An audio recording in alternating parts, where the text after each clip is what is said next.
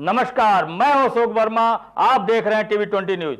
TV 20 news पर लगातार खबरें जारी है, बने रहिए हमारे साथ। लोकतंत्र में पत्रकारिता में देश और देश में रहने वाले आम आदमी की आवाज को सदैव ताकत देने का काम किया है, किंतु तथ्य और साक्ष्यविहीन पत्रकारिता सभ्य समाज और व्यक्ति के लिए अवसाद के अवसर भी लेकर आती है। इसका एक दृष्टांत पर नजर डालते हुए कहा गया कि 25 जून 2005 को आज तक चैनल ने रात्रि 8:30 बजे ऐसी ही एक तथ्यविहीन और भ्रामक खबर से पूर्व सांसद डॉक्टर संतोष सिंह की सामाजिक प्रतिष्ठा को जानबूझकर तार-तार करने की मंशा के साथ हत्यारा कौन शीर्षक से प्राइम टाइम में खबर चलाई, जिसमें निर्मल रुंगटा अपहरण कांड में पूर्व सांसद की ओर इशारा करने का प्रयास किया गया। गौरतलब है कि उक्त बेबुनियाद खबर को संज्ञान में लेते हुए पूर्व सांसद ने आज तक चैनल के ऊपर आपराधिक व मानहानि का मुकदमा दायर किया, जिसमें चैनल के स्वामी अरुण पुरी, प्रभु चावला व बालकृष्ण को षड्यंत्रकर्ता और साजिश रचने का मुलजिम बनाते हुए विभिन्न धाराओं में मुकदमा दायर किया गया। पूर्व सांसद ने 15 वर्षों की अपनी पीड़ादायक यात्रा को मीडिया के समक्ष व्यक्त करते हुए पत्रकारों से कहा कि उक्त मामले में आज तक के मालिकान के खिलाफ धारा 500, 420, 120B आईपीसी और section 16C cable television network regulation act 1995 में अभियोग पंजीकृत हुआ। इसी क्रम में आज तक चैनल के मालिकान ने अपने ऊपर गिरफ्तारी का बढ़ता दबाव देखकर उच्च न्यायालय प्रयागराज में न्यायमूर्ति के समक्ष शपथ पत्र के माध्यम से बिना शर्त न सिर्फ माफी मांगी, बल्कि अपने चैनल पर वादी मुकदमा के मान को हानि पहुंचाने के लिए 17 दिसंबर 2022 और 18 दिसंबर 2022 को प्राइम टाइम पर अपने माफीनामे की 5 पर स्क्रॉल चलाने का न्यायालय को लिखित आश्वासन भी दिया है। पूर्व सांसद ने कहा कि आज तक चैनल का यह चरित्र काफी पीड़ादायक रहा, लेकिन भारतीय लोकतंत्र में मीडिया की गरिमा को बनाए रखने के दृष्टिकोण को ध्यान में रखते हुए देश की महान विभूतियों के क्षमादान की परंपरा को आगे बढ़ाते हुए आपराधिक मामले में आज तक के संचालकों को माफ कर दिया है। उन्होंने साफ किया कि आपराधिक मसले को छोड़कर मानहानि और सामाजिक सरोकार से जुड़े मसले में मुकदमा चलता रहेगा। उन्होंने कहा कि समाज में सदैव उनकी भूमिका एक सेवक की रही है और आगे भी बनी रहेगी। उन्होंने आज तक चैनल के तथाकर्ताओं से अपेक्षा की है कि आगे किसी भी विशिष्ट अथवा आम आदमी की भी खबर चलाते समय तथ्यों और प्रमाणों समेत ही खबर का प्रकाशन स्वस्थ लोकतंत्र का मार्ग प्रशस्त करेगा। टीवी 20 न्यूज से हुई बातचीत में पूर्व सांसद संतोष सिंह ने क्या कुछ कहा है, आपको सुनवाते हैं। सर, आज तक चैनल ने आपसे माफी मांगा है, क्या है प्रकरण पूरा? 2005 में आज तक में एक उनका चल रहा था प्रोग्राम विशेष हत्यारा कौन। उस शीर्षक में प्रोग्राम दिखाते थे, कहीं कोई घटना होती थी। संजोग से उसके करीब 7-8 साल पहले हमारे शहर के ही बहुत अच्छे हम लोगों के पारिवारिक मित्र और वह निर्मल रुंगटा, वह मेरे यहाँ बंगले पर लखनऊ राजभवन कॉलोनी का 9 नंबर बंगला था। उसमें मैं तो था नहीं, दौरे पर था, लेकिन सभी लोग जैसे राजनीतिक लोगों के यहाँ जाते हैं, फ्रेश होते हैं, क्षेत्र के लोग नहाते हैं, धोते चले जाते हैं, उसी तरीके से कानपुर से वो आ रहे थे आजमगढ़, वहाँ फ्रेश हुए और वहाँ से आजमगढ़ के लिए निकले, लेकिन वो पहुँचे नहीं आजमगढ़। अब वो कहाँ गए और पता ही नहीं चला। वो उस पर CBCID इंक्वायरी तक हुई, फिर फाइनल रिपोर्ट लग गया, नहीं पता चला, क्योंकि उनके घर वालों ने ही लिख के दिया कि फाइनल तो लग गया है, अब हमको सर्टिफिकेट दे दिया जाए। उनकी ज़रूरत रही होगी, मांगा होगा।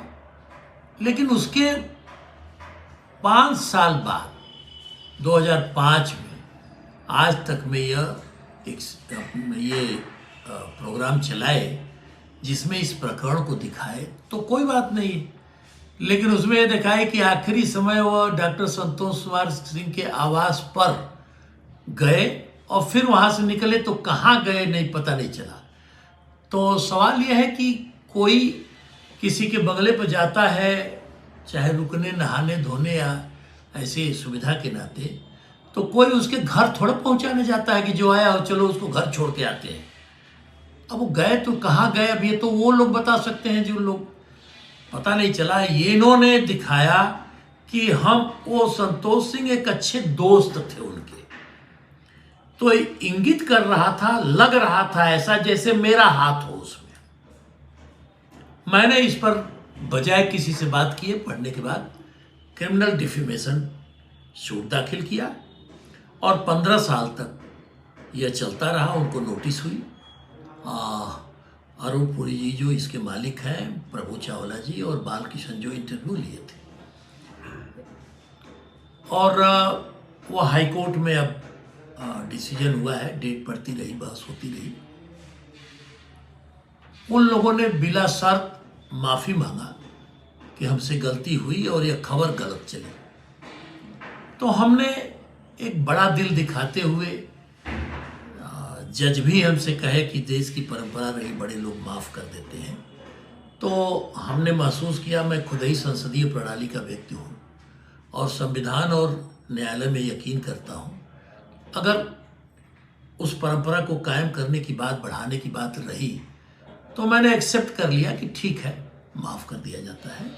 उन्होंने इस पर जरूर कहा कि मैं 2 दिन अपने माफ़ीनामा का खुद ही अपने टीवी पर प्रोग्राम चलाऊंगा ताकि लोग जान सके कि गलती हमसे हुई और आपने इसको माफ़ कर दिया।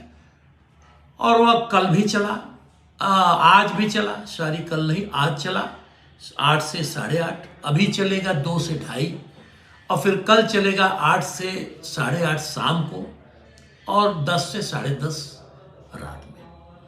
तो ठीक है, उस परंपरा का निर्वहन करते हुए हमने, जेटली ने माफ़ किया केजरीवाल को,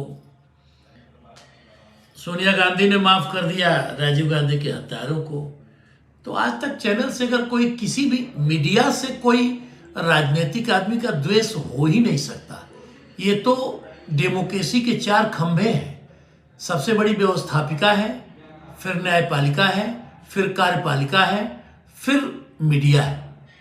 लेकिन अगर एक दूसरे से कहीं कमी होती है तो यह भी जिम्मेदारी है कि उसको उजागर किया जाए, वरना न्याय और अन्याय का कहाँ फर्क कैसे साबित हो पाएगा।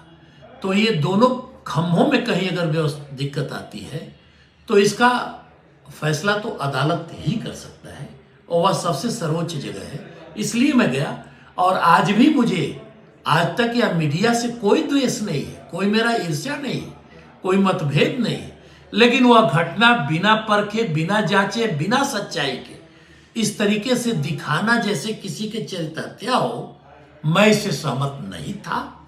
इसलिए मैं न्यायालय का शरण में गया, और जो हुआ, उन्होंने बिना शर्त माफ़ी मांगा, हमने उसको परंपराओं के, बड़ी परंपराओं को देखते हुए इस देश का मैंने भी माफ़ कर दिया। मैं चाहता हूं कि आगे भी लोग जब कुछ करें तो ये बड़ा ही महत्वपूर्ण है, मीडिया उसको भी थोड़ा अपनी जिम्मेदारियों को, जैसे हम लोगों को महसूस करते हैं लोग कि जिम्मेदारी निभानी चाहिए, बच के चलना चाहिए, उसको भी अपनी थोड़ी जिम्मेदारी सही तरीके से निभाना चाहिए। ये मेरा एक सुझाव है।